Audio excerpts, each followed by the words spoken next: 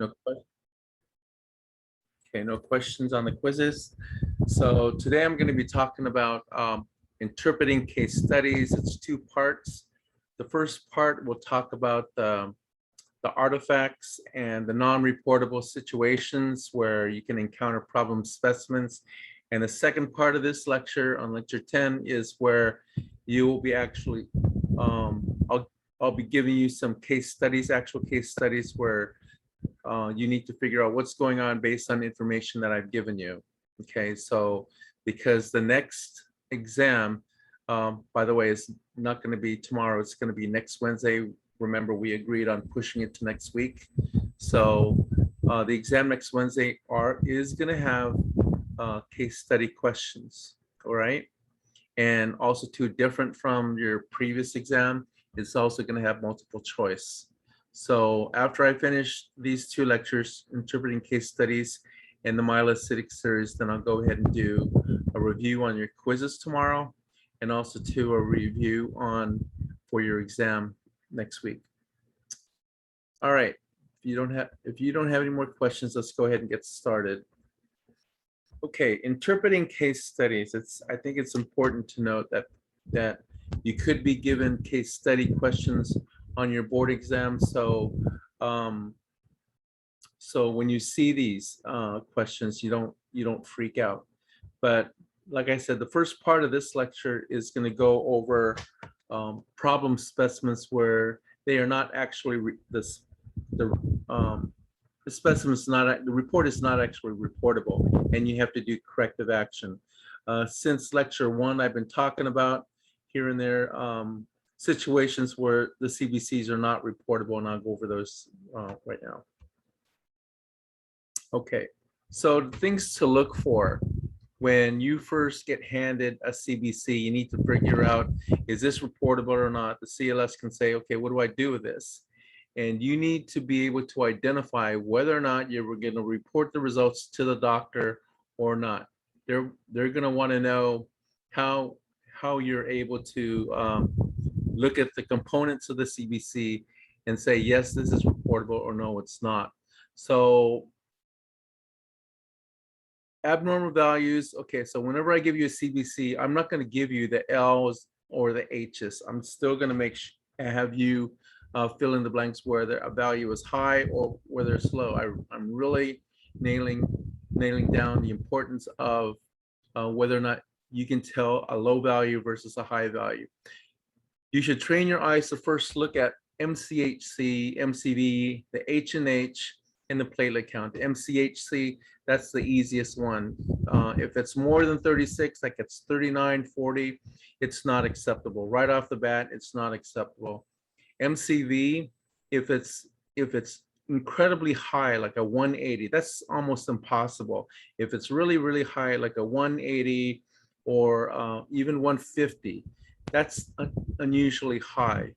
For H&H, it's important to note if the rules of threes don't match, like if you have a 13 hemoglobin, you should be getting around a 39 hematocrit, okay? If you get a 13 hemoglobin and you get a 45 hematocrit, then the rule of threes failed, okay? So that's not reportable. You need to troubleshoot and look at other things. If the rule of threes doesn't fail, then you go back to the MCHC, and it probably failed also. Also, too, if the MCV is high, next thing you might want to look at is you want to look at the platelet count. If the MCV is high and the platelet count is incredibly low, then there's a good chance that you may have platelet clumping. And I'm going to go over these specifically later on throughout this lecture. So MCHC has to be reasonable. Make sure it's not over 37. If it is, it's not reportable, and you have to do corrective action. Like I said, MCV, if it's really, really high, like 150 or 180, then that's almost impossible. You need to do corrective action. The H&H, again, the rule of threes. Make sure the hemoglobin times 3 is the hematocrit. If not, then you need to figure out what's going on and do your appropriate corrective action. And platelet count. Be suspicious if you get a platelet count of 10,000 or even 20,000. And then if you correlate with that low of a number, excuse me, with a very high MCV, then you can be pretty confident that what you have is platelet clumping. All right. Okay, the first one is a clotted sample. So the floor or the clinic sends a CBC to you, and you don't know if it's a clotted sample. One thing that you notice when you do run your CBC, everything's going to be low. RBCs, WBCs, and platelets. So from my lectures, you're probably going to say, oh my goodness, this is aplastic anemia, right? Well, you need to do some investigation before you report out aplastic anemia. One thing that you need to know is that in a clotted sample, fibrin clots have a tendency to be magnets for everything. If you have fibrin strands in your specimen, WBCs, RBCs, and platelets will be attracted to your fibrin strands. So what happens is you now have fibrin strands that you're shooting through your analyzer, and you can pick that up by looking at the MCV, because the MCV is going to be a giant glob, and you shoot a giant glob through the flow cell. You got to think about things like that. You shoot platelet clumps through the flow cell. You shoot fibrin clots through the flow cell. You shoot RBC agglutination. Those are the things that are going to cause your MCV to be incredibly high. If it's incredibly high, that should trigger to you that there's something wrong with this specimen. Okay, so everything's low, but the MCV is unreasonably high. If it's unreasonably high, then now you're thinking, okay, this is not a good sample. Maybe maybe it's a fibrin clot. So, and you can continue on if you make a smear, and I'll show you what fibrin clot looks like on the peripheral smear. But when you do have a fibrin clot, you need to redraw the sample. Nothing can correct it. You can't correct fibrin clot. You can't add something to it and make the fibrin go away. One thing about fibrin clot is when, especially if you have, ignore that one here, multiply times 1.1. That's for if you have platelet clumping. If you have platelet clumping, then you multiply the measured parameters by 1.1. But for fibrin clots, like I said, you can't correct it, and you need to redraw the patient. So this is what fibrin clots look like. If you can see, if you actually go through and make a smear of fibrin clots, you see these light blue purple strands here. Like I said, these act as like magnets. Even here, there's fibrin clot here, and these platelets have a tendency to be attracted to the fibrin. That's why you have low counts on everything. And I've actually seen this. You eventually will reject it, and so all your counts will be low. The whites will be low, the reds will be low, and your platelet counts and your platelets will also be low. Okay, and that's a clotted sample. So the corrective action is to redraw the specimen. Lipemic sample, that's another one. Sometimes patients will have high, they may have a lipidemia. They have a lipidemia, then they have a tendency to have chylomicrons in their blood. So on this one, the rule of threes will fail because the hemoglobin is going to be measured at a high value. And when that happens, the rule of threes will fail. You have a higher hemoglobin compared relative to the hematocrit.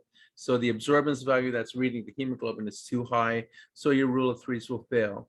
And when that happens, then your MCHC is also going to be abnormally high as well. So once you go through your troubleshooting and you do your pre-warming pre-warming, etc., and that doesn't correct it, one of the things that you can do after pre-warming and doesn't correct is to centrifuge the specimen to see actually what's going on.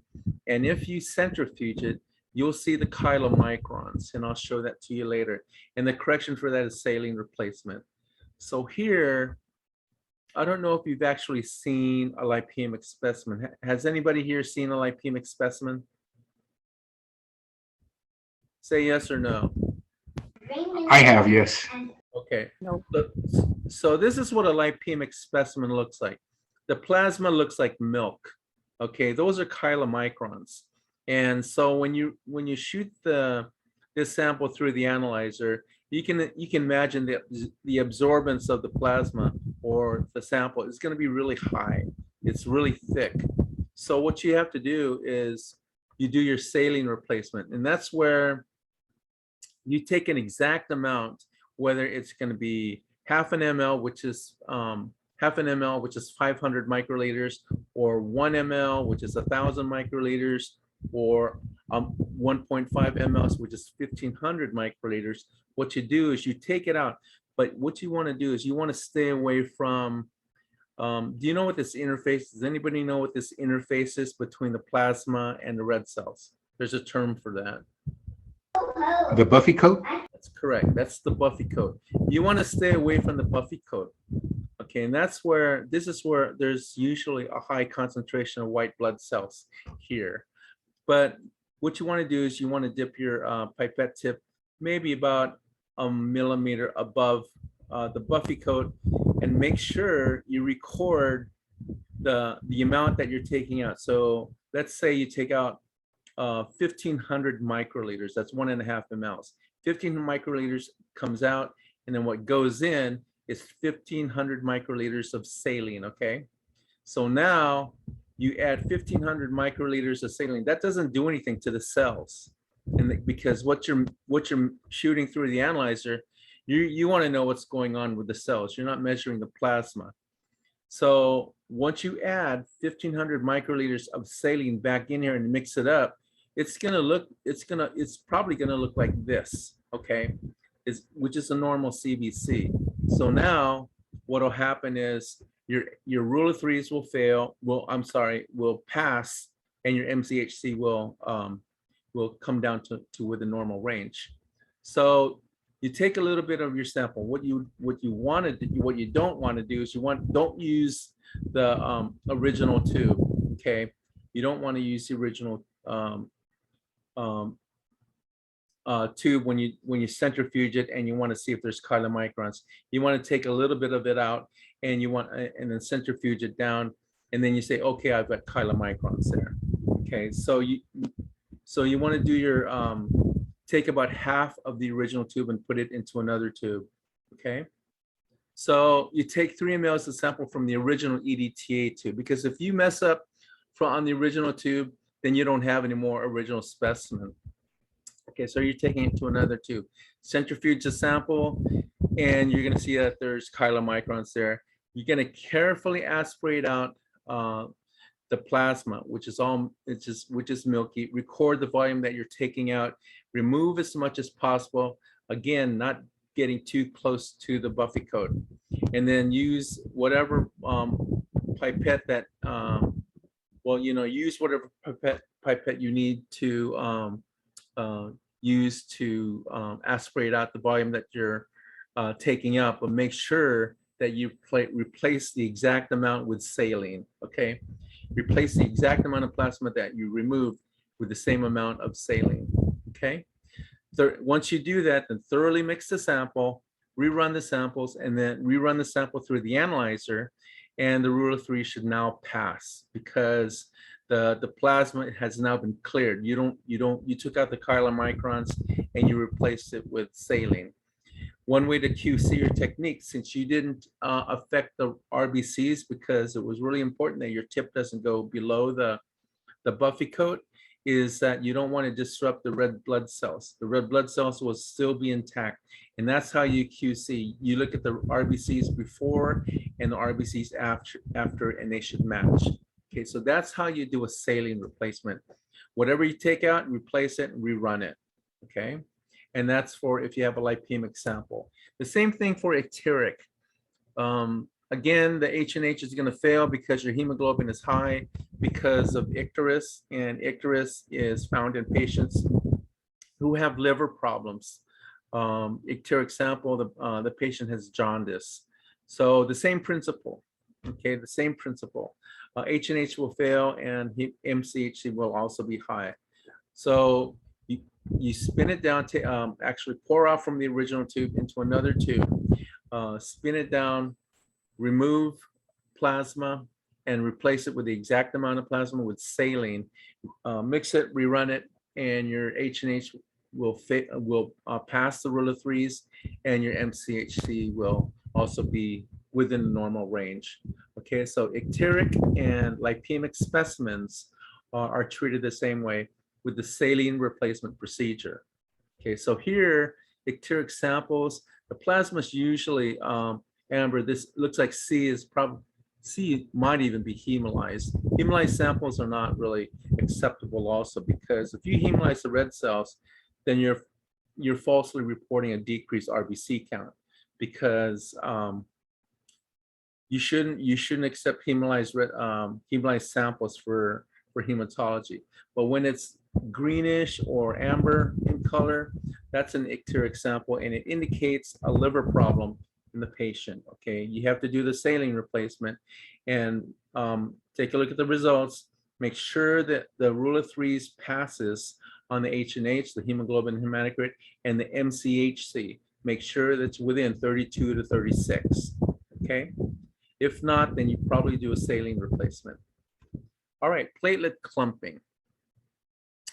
Okay, platelet clumping, like I mentioned, usually platelet clumping happens in patients. They have platelet antibodies where the platelets have a tendency to be sticky. Okay, and it happens in patients, and their platelets are normally like that. They'll come in, have a CBC, and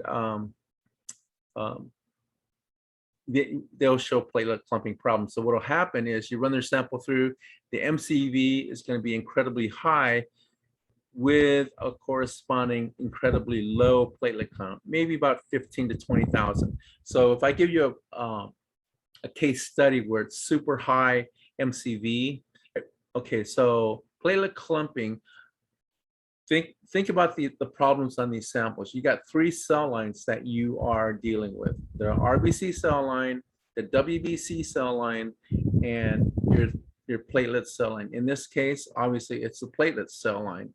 So MCV is high, but it's not really due to the RBCs, even though MCV is an RBC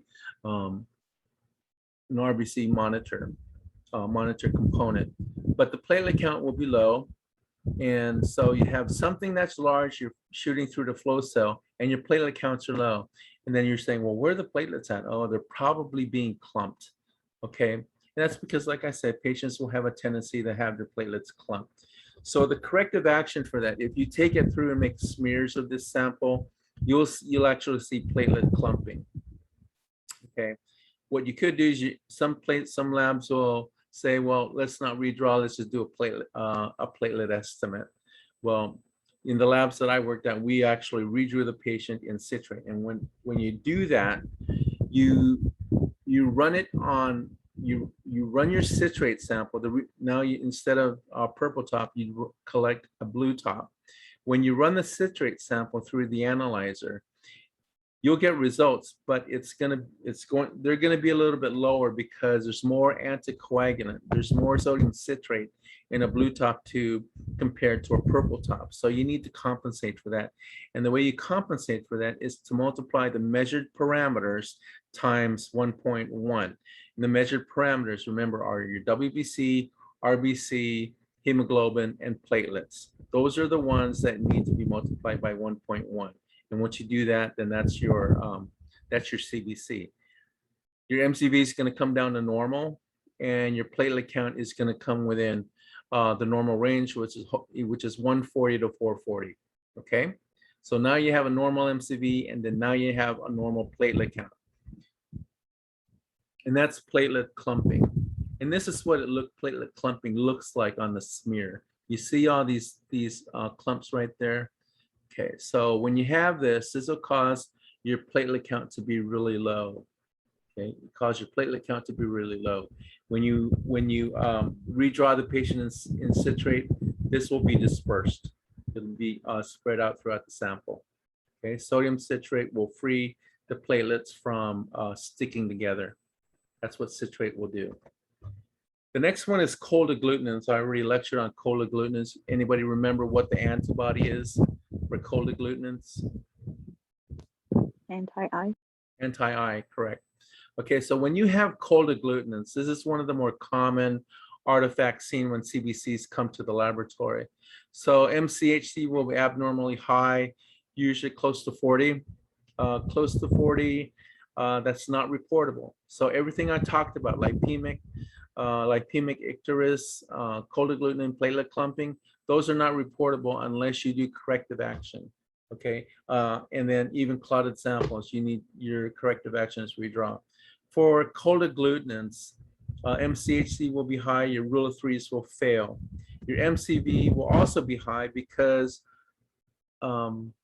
the RBCs will be sticking to each other. They'll adhere to each other. They'll be clumping together, not by fibrin, not, it'll be like platelet clumping, but this is almost like, I don't want to say RBC clumping, but RBCs have a tendency to stick together because of the anti-I, okay?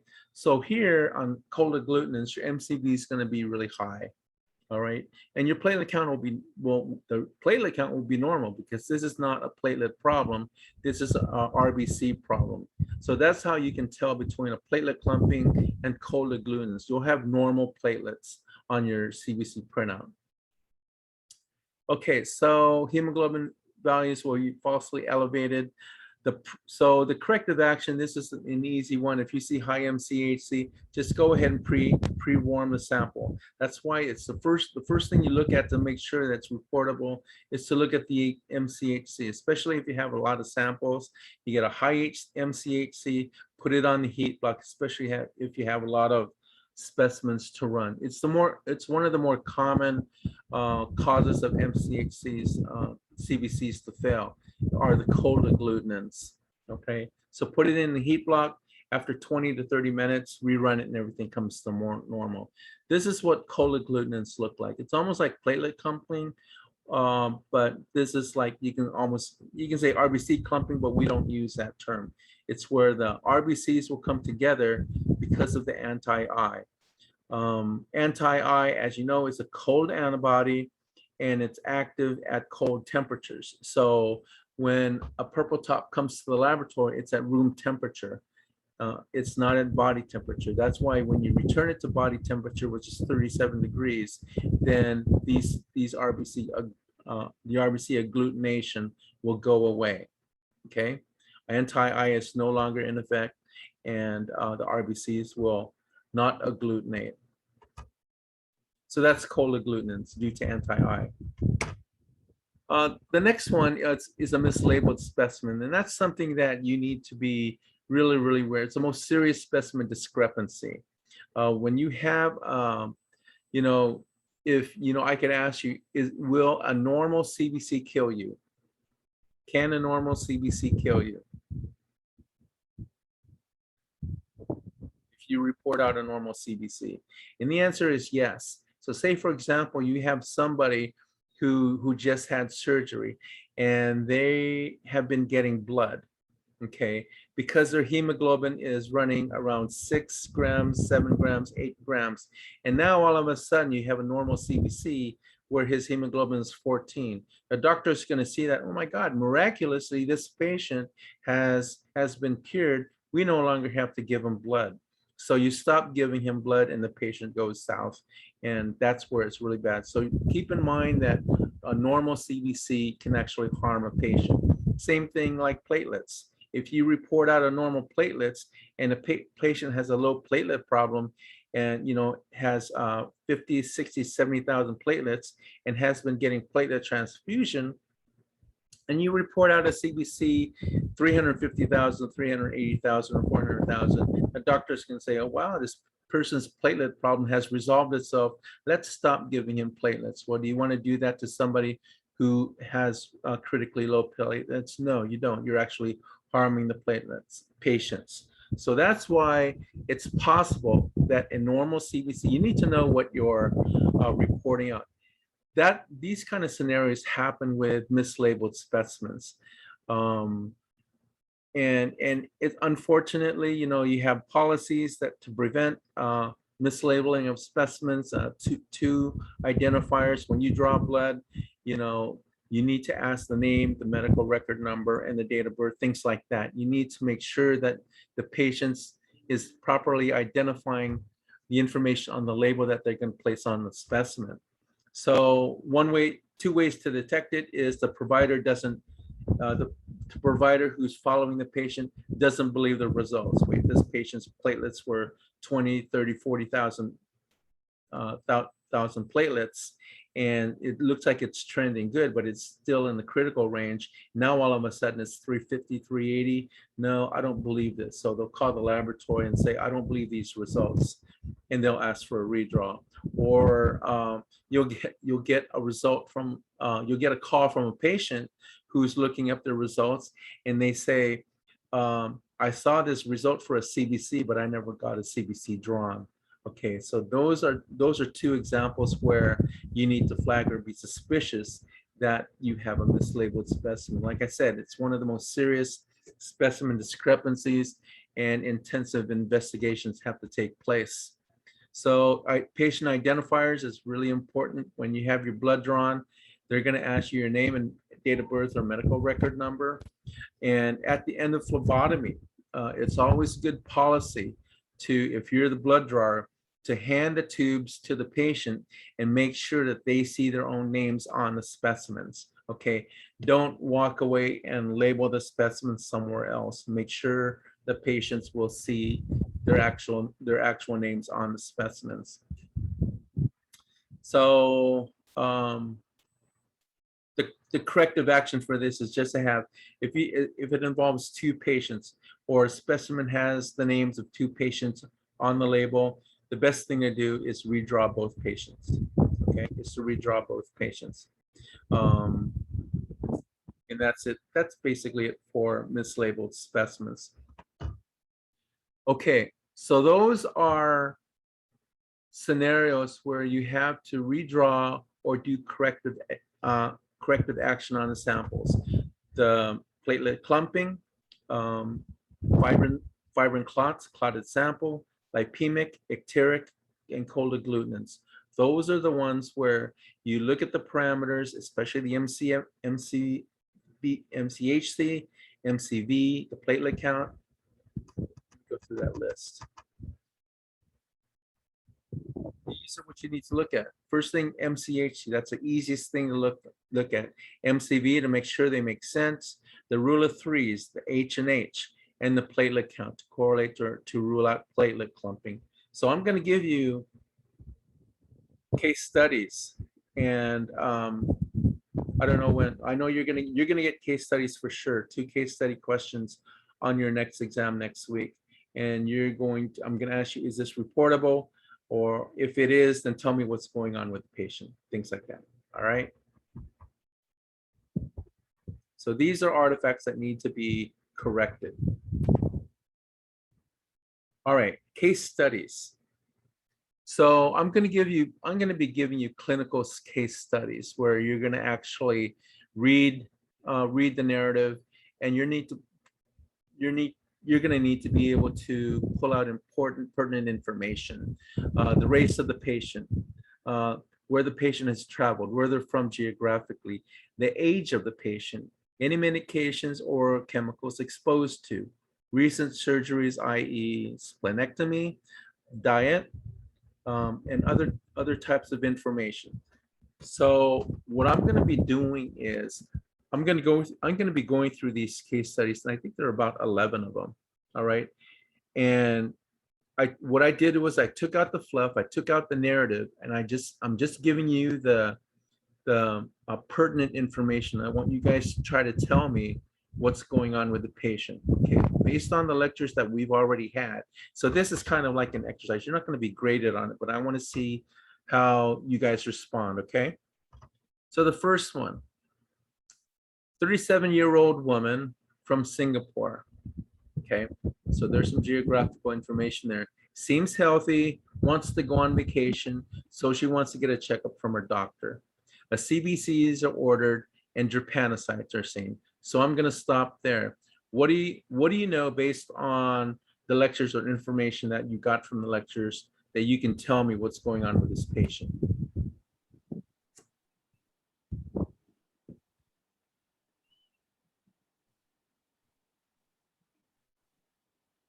Anybody? She has a hemoglobinopathy. Okay. What type of hemoglobinopathy? Defect in hemoglobin E. Hemoglobin E. Okay, so what's the disease? So this is a type of what? Is it a sickle cell? Yeah, it's a type of sickle cell. Okay, so keep in mind, sickle cell disease is not only limited to Blacks or African Americans. So when I say Singapore, the only in the lectures that I've lectured on, the one geographic location that I mentioned of any kind of significance was Southeast Asia. Okay, you guys remember that? Hemoglobin E. Hemoglobin E is a sickle cell hemoglobinopathy where the patient can have sickle cell trait or disease. So is this trait or disease? Trait. Trait. Why trait?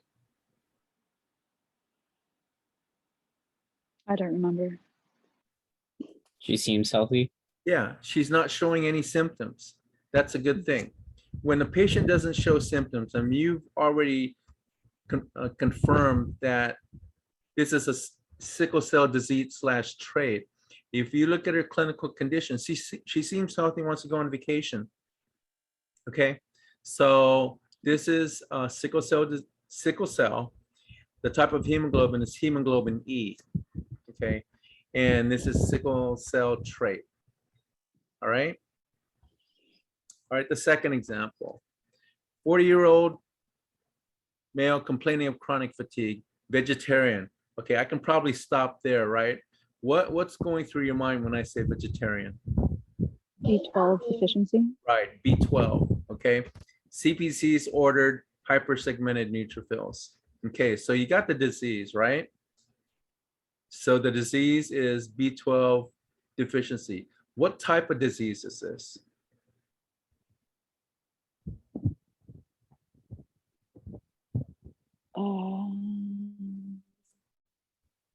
What type of disease is this?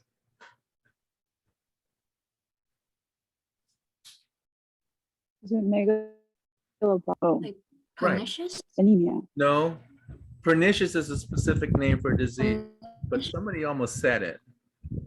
Begins with an M.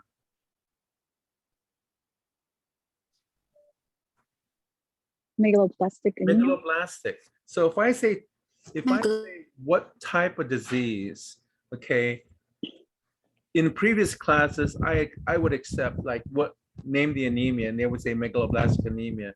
Well, the anemia is actually pernicious anemia or B12 deficiency. When I say type of disease, I'm asking for whether it's megaloblastic or hyperchromic microcytic or hemolytic anemia. The hemolytic anemias, I think, were just basically hemolytic anemias. Okay, so the type of disease is megaloblastic anemia. So how do you treat this patient? Are we going to B12, be, go ahead. B12 shots? Say that one more time. B12 shots or B12 supplements? shot. Yeah, B12 shots. You're not going to shove meat into this person to get the B12, right? No, she's vegetarian. So you just give her a B12 shot. Okay. All right. Next one. 57-year-old male complaining of chronic fatigue, worked in a chemical factory. Can kind of stop where they made cleaning solutions. Okay, I'm going to stop there. What do you know what's going on with this patient?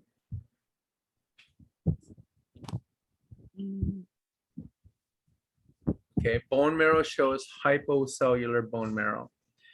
From your quizzes, I think some of you, either you looked at the word and assumed one thing, but you assumed wrong.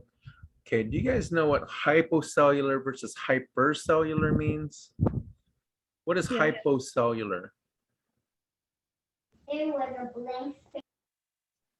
What is it? What is hypocellular? Is a large central pallor? No, that's a description of the red cell. Mm. Post-cellular bone marrow. Let Is me, it like less cellular activity in the bone marrow? yeah, let me Oh. go to that.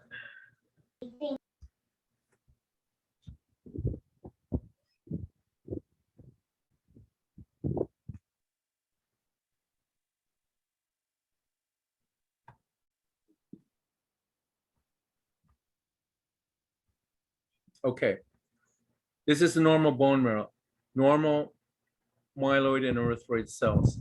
Okay, you're going to have normal marrow sinuses. This one, you don't see hardly anything. This is the hypocellular.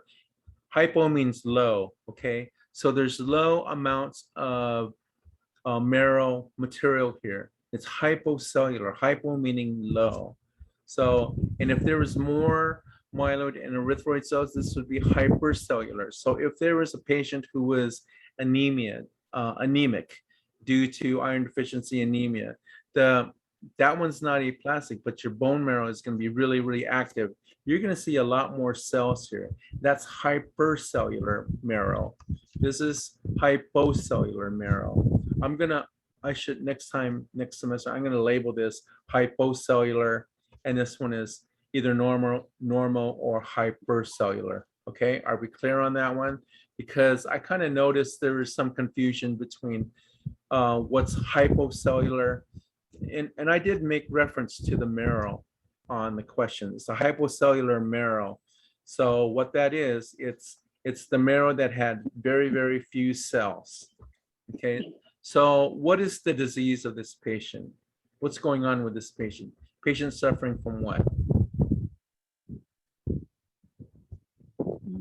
Aplastic anemia? Right, aplastic anemia. Whenever you have a hypocellular marrow, so hypocellular aplastic anemia, what cell lines are involved?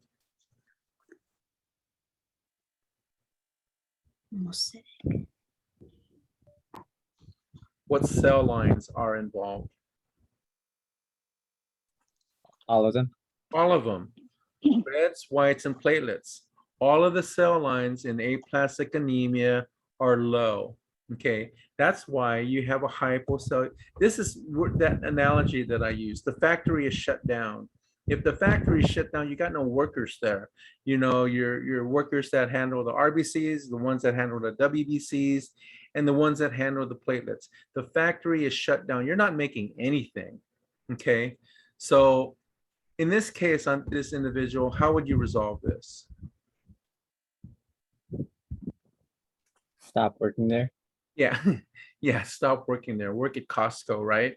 Okay, yeah, stop working there, or decrease your exposure to the cleaning solution. Usually it's benzene, right? Remember the benzene? Okay, stop working there. That's a good resolution for this patient. All right, here's another one. Another 62-year-old male complaining of chronic fatigue. All of these people are tired. Patient had stomach cancer. Okay, I can stop there. What do you know about somebody who has a problem with the stomach? Somebody has a problem. They go through radiation. No, I'm going to say problem. Okay, patient had stomach cancer. Okay, has a problem with the stomach. What can you tell me about a person who has a problem with the stomach? Would it have something to do with the B12 and intrinsic factor? So, okay, say that again, Sophia. I said, would it have something to do with B12 and the intrinsic factor? Not the B12, but just the intrinsic factor. Okay. Remember, that's a good answer. Thank you. So intrinsic factor. Intrinsic factor is from the parietal cells of the stomach. Okay, it's from the parietal cells of the stomach. So if you have a problem with the stomach, like stomach cancer, and you had surgery, you're going to have problems with producing intrinsic factor.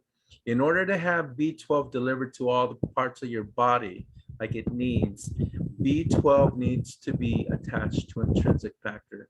So if I continue on, it becomes more obvious. The CBC shows oval macrocytes. Okay, oval macrocytes. So at this point, you determine that the patient has B12 deficiency, correct?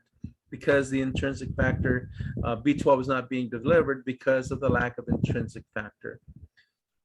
What supplement did the doctor recommend for this patient?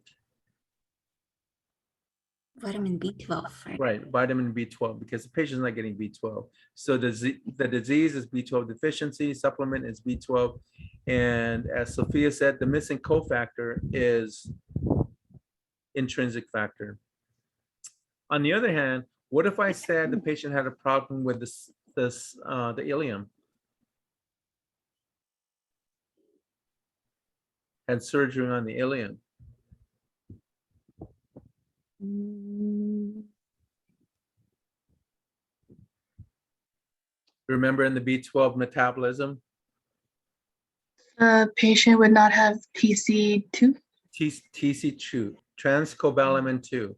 That's where so B12 is making its tour. The first hookup is with intrinsic factor. Once it gets to the ileum, then it's going to connect. It's going to bind to transcobalamin 2, the TC2, and then it's going to go into the circulation. Okay, good. Thanks for answering that. Who answered that one? Jazzy. Jazzy. Okay, thanks, Jazzy. Good answer.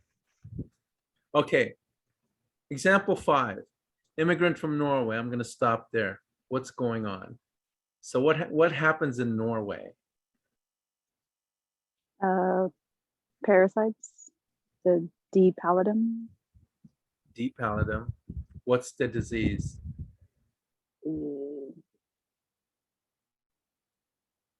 Hemolytic anemia. No, not hemolytic. Oh.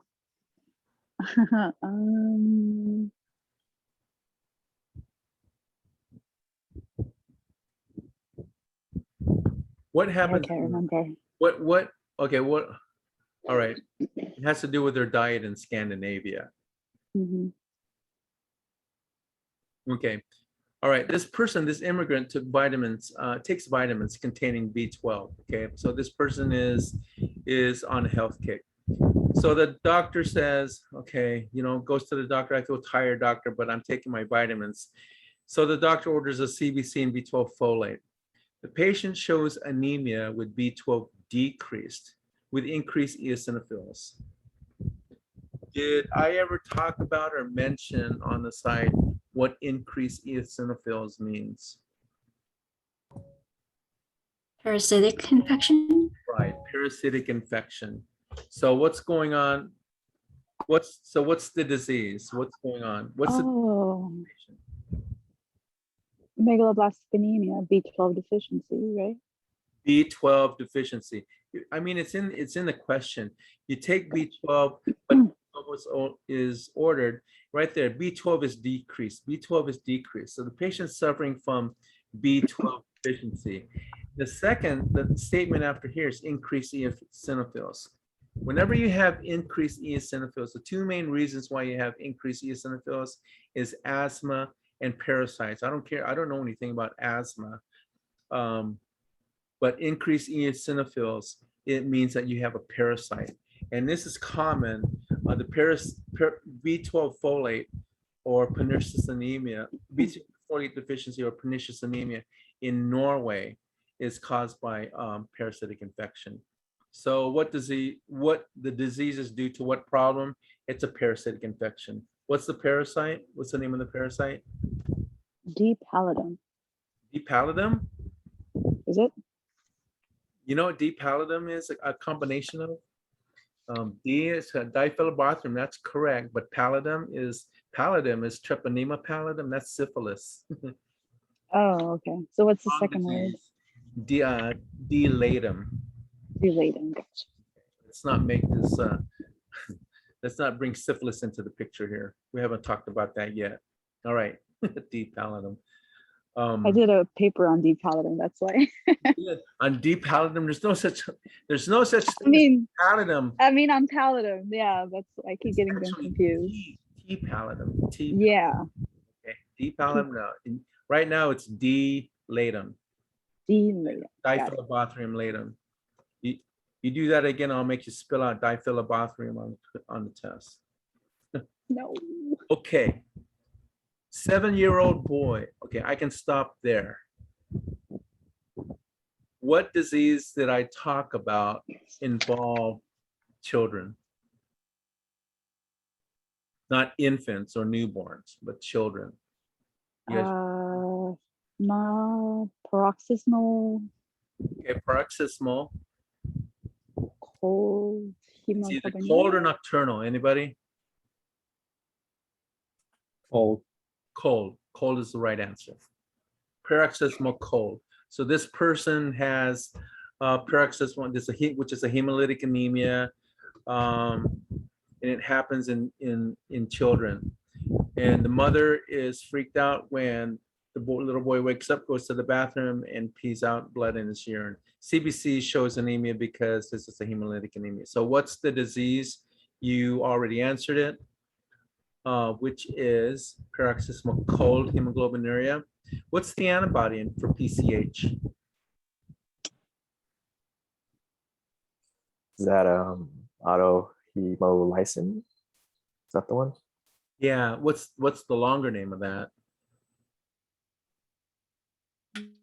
The Donath Landsteiner.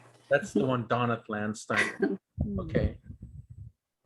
I would have given you the other answer, but I'm not going to give that as a choice. I'm going to give you the Donath Landsteiner as a choice, but that's the correct answer. All right, another one who's tired, 20-year-old male, just returned from Marine boot camp. Okay, what do you think? Ooh. Is it the March? March. anemia? March. Right, so what's he suffering from? What type of anemia is this? It's a hemolytic anemia. Right, correct. It's a hemolytic anemia. What type of hemolytic anemia? Is it osmotic? Mechanical. Mechanical. So this is mechanical. All right. You guys get the idea on this, these case study questions? Are you Yeah. guys getting the hang of it? Yeah. Go. All right. Mother is A positive, father is B negative, mom is pregnant. Is there a risk for disease?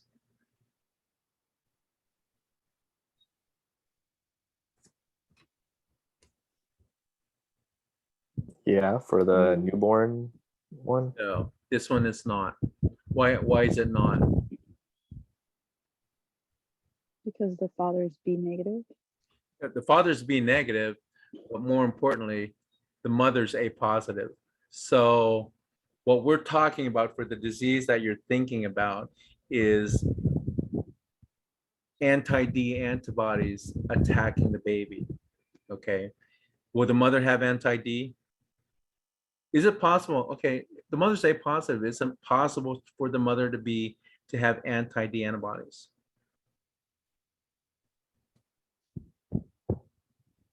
No, you don't want, because A positive means that the mother has D antigen. So the mother will not have anti-D to herself, okay? The only time the mother will have anti-D antibodies is if the mother is A negative. Whenever the mother is Rh negative, that's the flag. That's the flag that you need to key on, all right? So risk for disease, the answer is no. What about this one? Mom is AB negative, father is B negative. The mom is pregnant. Is there a risk for disease? Why not, Jeremy? Because they're both negative. So the child would be negative too. Right? That's correct. They're both negative, but the risk for a problem is if it's true. There's no risk for disease. Where would you see a risk? Where would what scenario would there be a risk? If the mother is negative and the father is positive, Father is positive, and why is that?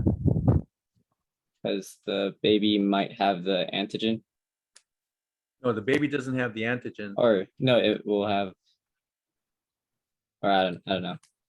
Well, the father will have the antigen. By Yeah. definition, if it's a B positive, a patient who has a positive RH, that means he has the D antigen. If that D antigen is introduced into the mother with who is RH negative, a mother who is RH negative can have anti-D antibodies. So if the baby becomes RH positive, the mother's antibodies will attack that baby, correct? You guys see that? So since there is no D antigen here at all, father's B negative, so there's no D antigen, mother's B negative, so she can have anti-D. It's possible that she can have anti-D antibody, but there's no D antigen in this scenario. You guys see that? There's no D antigen being introduced into the mother's system. So the baby will not be, the baby will be RH negative for sure. Now, if the baby's RH positive, that's a problem. That's kind of a legal problem. Where did that RH positive come from? Different daddy? Yeah, that's an answer that the lawyers are gonna have to answer. Different daddy is the answer. All right, risk of disease is no. All right, how about this one?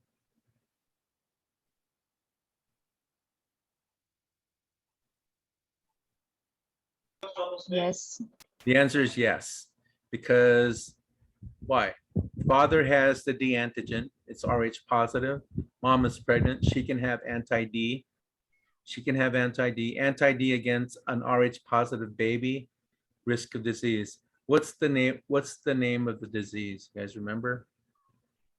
Erythroblastoma fetalis. That's correct. Erythroblastosis fetalis. All right, last one. Okay. Patients complaining of chronic fatigue. They're all complaining of chronic fatigue. But here we got bruising on the legs, got nosebleeds. Okay. Bruising on the legs, any kind of bruising on the legs and nosebleeds. What cell are we thinking about here? A problem? Low platelets. Low platelet count. Okay. CBC shows anemia. Okay. Anemia. What cell line is anemia? Remember, there's 3 cell lines: reds, whites, and platelets. Anemia is what's RBC? Red blood. Red blood cell, yeah. Okay. Leukopenia. What is that? White White. blood Okay. And thrombocytopenia. platelet. Okay. So here, everything is low. So what's the disease? Aplastic anemia. Plastic anemia. So what do the labs look like? You just told me. Reds are Low. Low.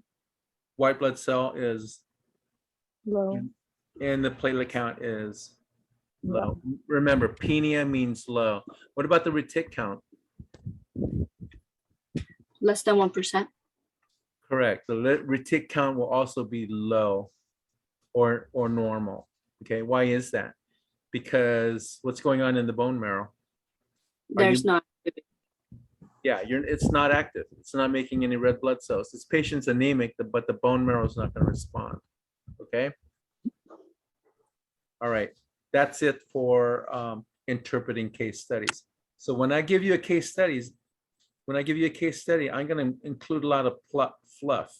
Okay. I may throw in information that may not even be pertinent, but it's going to be up to you guys to figure out what is the pertinent information, to figure out what the disease is, what do the labs look like, name the disease, retic count, be suspicious. If you have a normal retic count, that's a good aplastic anemia question. This is HDN. The disease is hemolytic disease of the newborn. Hemolytic disease of the newborn. What is the antibody in hemolytic disease of the newborn? Anti-what? Anti-D. Anti-D. Okay. Marine boot camp, recruit, marching, 7-year-old boy, PCH, Doneth Landsteiner, Norway, Scandinavia, B12 folate, eosinophils, parasite. Okay, eosinophils parasite, B12 folate, pernicious anemia. B12 folate is the most common cause of pernicious anemia. So B12 folate deficiency is actually a condition. It can be, people use it as an anemia, but the actual anemia is called pernicious anemia, okay? Stomach, okay, source of intrinsic factor, ileum, the source of transcobalamin 2.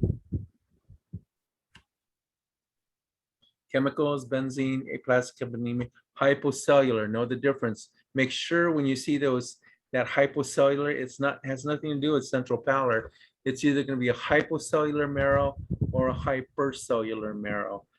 Usually for aplastic anemia, it's hypocellular.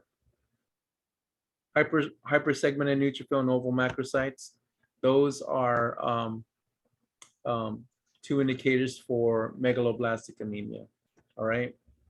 And this one is Singapore, Southeast Asia. Southeast Asia is hemoglobin E.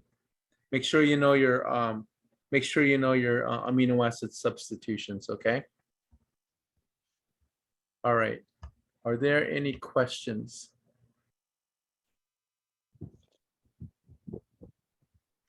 All right.